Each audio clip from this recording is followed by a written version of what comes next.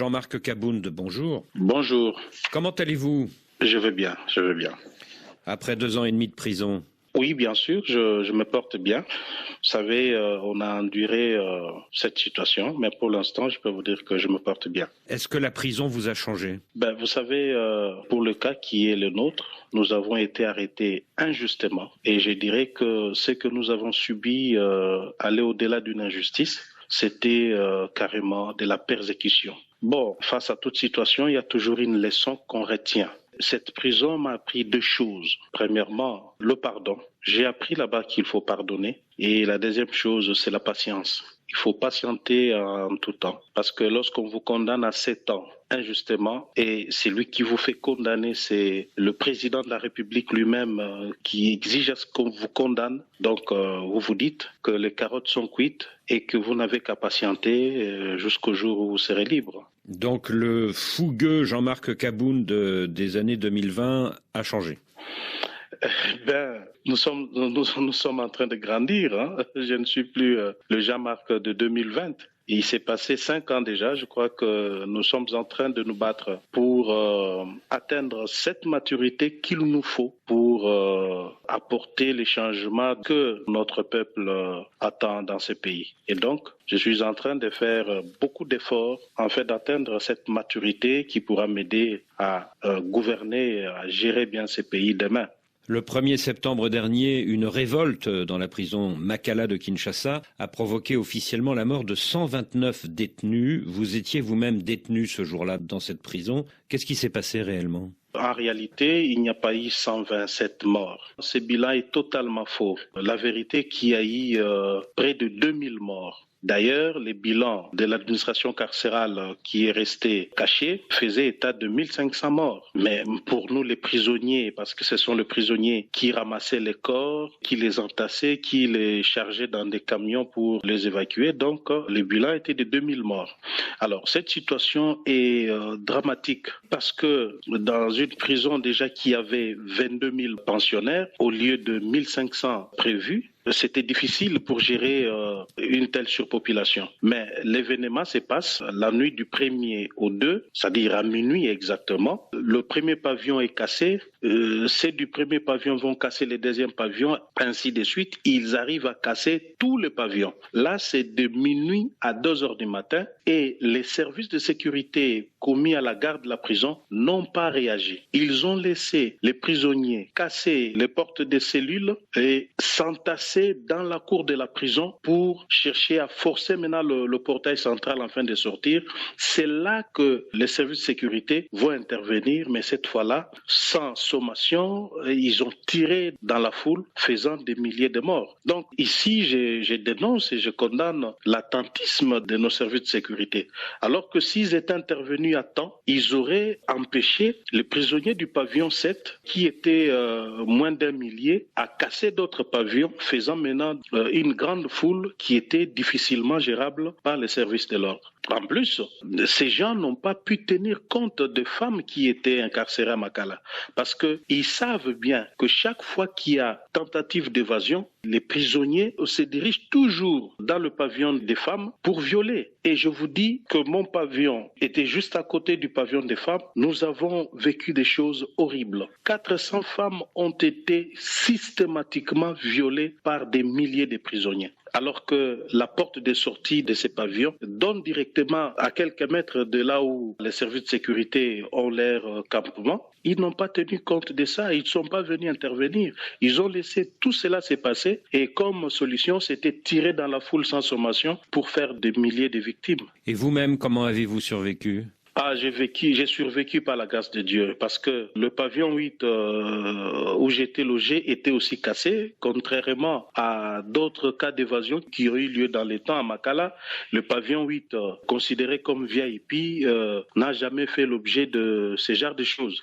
Mais pour cette fois-là, le pavillon 8 a été cassé, les prisonniers violents avaient pénétré à l'intérieur, pillant, cassant tout à leur passage. Bon, j'ai eu la vie sauve parce que les autres pensionnaires qui étaient avec moi moi, ont estimé que je ne pouvais pas rester visible. Ils sont allés me cacher dans une chambre qui était petite, qui n'a que 4 pensionnaires. Heureusement pour moi, cette chambre a une porte blindée. C'est là que j'ai eu la vie sauve. Et vous dites qu'il y a un rapport de l'administration pénitentiaire qui parle de 1500 morts ? Justement. Et ce rapport, vous l'avez vu ? Il n'a jamais été rendu public, il est resté confidentiel. Mais vous savez, nous étions en contact permanent avec les agents pénitentiaires qui nous ont fait savoir que réellement pour eux, ils avaient dénombré 1500 morts, alors que ce n'était pas vrai. C'est au-delà de 1500. Et ces agents pénitentiaires vous ont dit qu'il y avait un rapport de l'administration pénitentiaire parlant de... Justement, ça je le confirme.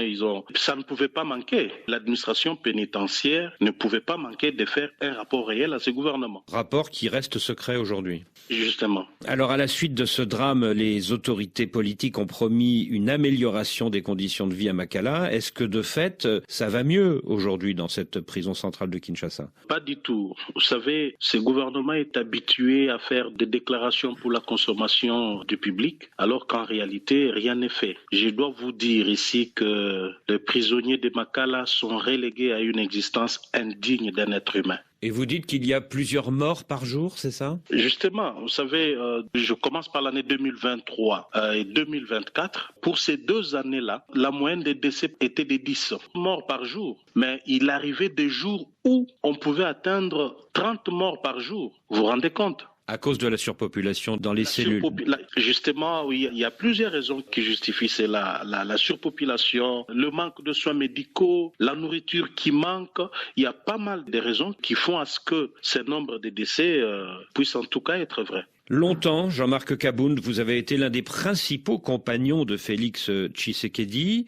Après son arrivée au pouvoir, vous êtes même devenu le président par intérim du parti au pouvoir UDPS. Et puis en 2022, ça a été la rupture, puis la prison pour outrage au chef de l'État. Est-ce que vous regrettez aujourd'hui cette conférence de presse de juillet 2022 où vous avez tenu des propos virulents contre le chef de l'État ? Bon, je dois ici vous dire que je ne regrette rien. Mes propos n'ont pas été virulents. Moins encore des dénonciations comme beaucoup le disent, mais c'était tout simplement un témoignage citoyen d'intérêt public voué à l'émancipation du peuple congolais pour son développement, et c'est là pour garantir l'état de droit, le développement et l'éclosion sociale. Moi, j'ai rempli la part de mon contrat en tant que citoyen congolais, acteur politique et député national de surcroît. Je ne pouvais que dire ce qui devait être dit pour que les choses changent dans mon pays. En face, j'ai eu un monsieur qui tolère de moins en moins la contradiction, qui est réfractaire à la vérité, et c'est comme ça qu'ils m'ont fait subir cette persécution. Le 21 février, vous avez été libéré et le lendemain, le 22 février, Félix Tshisekedi, lors d'une rencontre avec les parlementaires de son camp, a invité ses opposants à entrer dans un gouvernement d'union nationale. Est-ce que votre libération n'est donc pas un geste politique de sa part ? Non, je ne crois pas que ma libération puisse faire l'objet d'un marchandage politique. J'ai été victime de persécutions politiques, condamné à une peine de 7 ans et je passais 30 mois en prison. Cette injustice, je crois qu'elle ne pourra jamais être réparée parce que j'ai déjà passé 30 mois en prison injustement. Donc ici, je ne voudrais pas que ma libération fasse l'objet des interprétations, des marchandages politiques. Donc une décision a été prise pour arrêter l'injustice que j'étais en train de subir et pas par la volonté de Tshisekedi. Il faut avouer qu'il y a eu une forte pression depuis que j'étais en prison, tant par la communauté internationale que l'opinion publique interne du Congo. Les Congolais étaient mécontents de mon arrestation. Sur les réseaux sociaux, dans les médias, les Congolais ne faisaient que dénoncer l'injustice que je subissais. Je crois que Tshisekedi, faisant face à cette pression, a dû lâcher et je suis heureux aujourd'hui que cette injustice se soit arrêtée, mais je n'ai pas l'intention de croire que cela a été corrigé. Alors, concernant le prétendu gouvernement d'union nationale, je crois qu'aujourd'hui, M. Tshisekedi est en train de manipuler l'opinion, d'instrumentaliser la situation sécuritaire à l'est de notre pays. Parce qu'il est allé aux élections. Il a dit qu'il avait gagné les élections à 73% et qu'il s'est tapé plus de 450 députés au Parlement. Je crois qu'il contrôle carrément le Parlement à 90%. Donc, si aujourd'hui il estime qu'il doit recourir à l'opposition, ça voudrait dire que Tshisekedi est confronté à une crise de gouvernance. Il y a crise totale de gouvernance et pour moi, j'estime que le gouvernement d'union nationale qu'il propose de mettre sur pied ne résolvera rien du tout. Mais est-ce que Félix Tshisekedi n'a pas lâché sur vous et sur deux autres prisonniers politiques, Mike Mukebayi et Seth Kikouni, qui viennent d'être libérés, afin de frapper les esprits et de montrer qu'il tendait la main vers l'opposition? Je crois que cela a été une obligation pour lui. Ça ne peut pas être considéré comme un cadeau que Félix Tshisekedi donne à l'opposition parce que moi, comme les autres prisonniers, Mike Mukebayi et Seth Kikouni, étions incarcérés injustement. C'est-à-dire notre place n'était pas en prison. Et d'ailleurs, je crois que notre libération, jusqu'à preuve du contraire, reste insuffisante parce qu'il y a encore des prisonniers politiques qui continuent de croupir en prison. Ici, je fais allusion à Jacques Ndala qui continue de croupir injustement en prison. Il y a un autre aspect que beaucoup de gens ne font pas attention. C'est une catégorie de prisonniers dont le média et même les acteurs politiques ne font pas cas. Ce sont les généraux. Je vous dis ici que plusieurs généraux katangais sont arrêtés injustement. Ils sont détenus dans des cachots en prison sans jugement. Ça fait des années. Ici, je vais parler du général Philémon Yave. Je veux parler du général Djadidja. Ils sont nombreux et je ne comprends pas qu'un pouvoir se résume à arrêter toute personne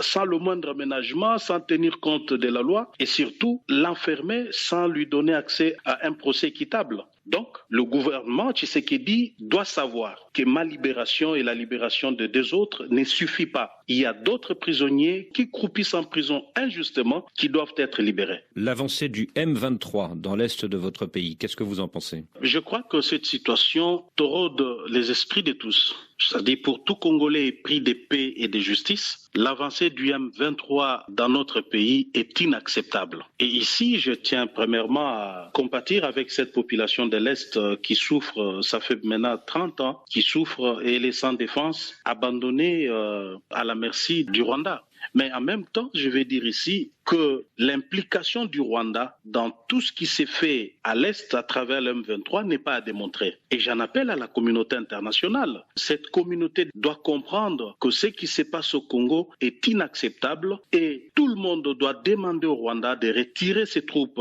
en République démocratique du Congo pour que le Congo retrouve la paix. Donc nous n'avons pas besoin de cette guerre. C'est vrai, Tshisekedi ne gère pas le pays comme il se doit. Il a choisi la voie de la violence, la voie de la persécution contre tous ceux qui ne sont pas d'accord avec lui. Il a choisi la voie de la mauvaise gouvernance, la corruption, les détournements des deniers publics. Tout ça, nous connaissons. Mais nous ne pouvons pas ajouter à tout cela l'insécurité et la mort par les armes. Donc nous disons ici que le Rwanda doit retirer ses troupes de la RDC. Parce que le Rwanda viole le droit international, il viole la charte des Nations Unies qui dispose que l'agression est un acte proscrit par tous ces instruments juridiques internationaux. Est-ce que vous êtes pour ou contre un dialogue avec le M23 ?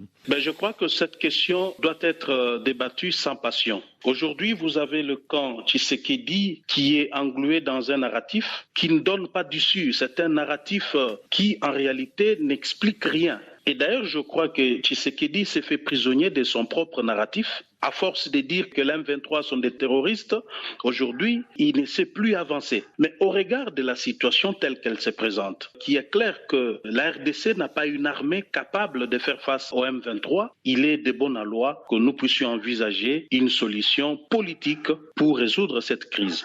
Donc, moi, je l'ai dit, que le dialogue doit se passer en deux temps. Parce que la crise que nous avons dans la partie Est, c'est une crise armée internationale. Vous avez des armées de plusieurs pays qui sont sur notre territoire et qui combattent. Donc cette crise ne peut être endiguée que par un dialogue au niveau international, sous l'égide, bien entendu, des organisations régionales, sous-régionales, même internationales. Et là, je souscris la démarche du processus de Luanda qui voudrait que Kagame et Tshisekedi puissent trouver un accord pouvant permettre la cessation définitive des hostilités. Et cela aura l'avantage de permettre des actions humanitaires pouvant soulager ces populations meurtries tant longtemps. Et ce n'est qu'à cette condition qu'un dialogue national pourra maintenant avoir lieu avec les M23, j'insiste, avec les M23 comme partie au conflit. Et c'est M23 qui sera bien entendu débarrassé de RDF, de Rwandais, parce que l'accord que Tshisekedi majorité Kabila trouvera nous permettra de faire partir tous les militaires rwandais qui sont au M23. Et que ferons-nous des Congolais qui vont rester Nanga, Wilingoma et les autres? Donc, dire qu'on ne va pas négocier avec le M23, c'est une absurdité. Nous devons réfléchir. Le dialogue avec le M23, tout comme avec l'ensemble de la classe politique et de la société civile, demeure, c'est un impératif catégorique pour trouver la solution durable au problème de l'Est. Depuis votre libération, Jean-Marc Kabound, vous avez reçu plusieurs visites à votre domicile, notamment celle de l'opposant Martin Fayoulou. Est-ce que vous songez à une coalition avec lui dans l'opposition? Pour l'instant, je crois qu'il n'est pas question d'une quelconque coalition. Le pays est agressé. Nous voulons d'abord nous mettre ensemble, réfléchir pour faire une proposition à la crise. Nous voulons, nous, en tant qu'opposition, donner notre contribution à la résolution de cette crise. Se mettre ensemble pour produire un programme commun, une candidature commune, ça viendra après. Nous ne pouvons pas parler de ces choses-là tant que notre peuple est en train de mourir. Pour l'instant, la priorité, c'est la paix à l'est du pays. Mais vous réfléchissez, avec Martin Fayoulou et d'autres opposants, à une initiative commune, c'est ça? Bien entendu.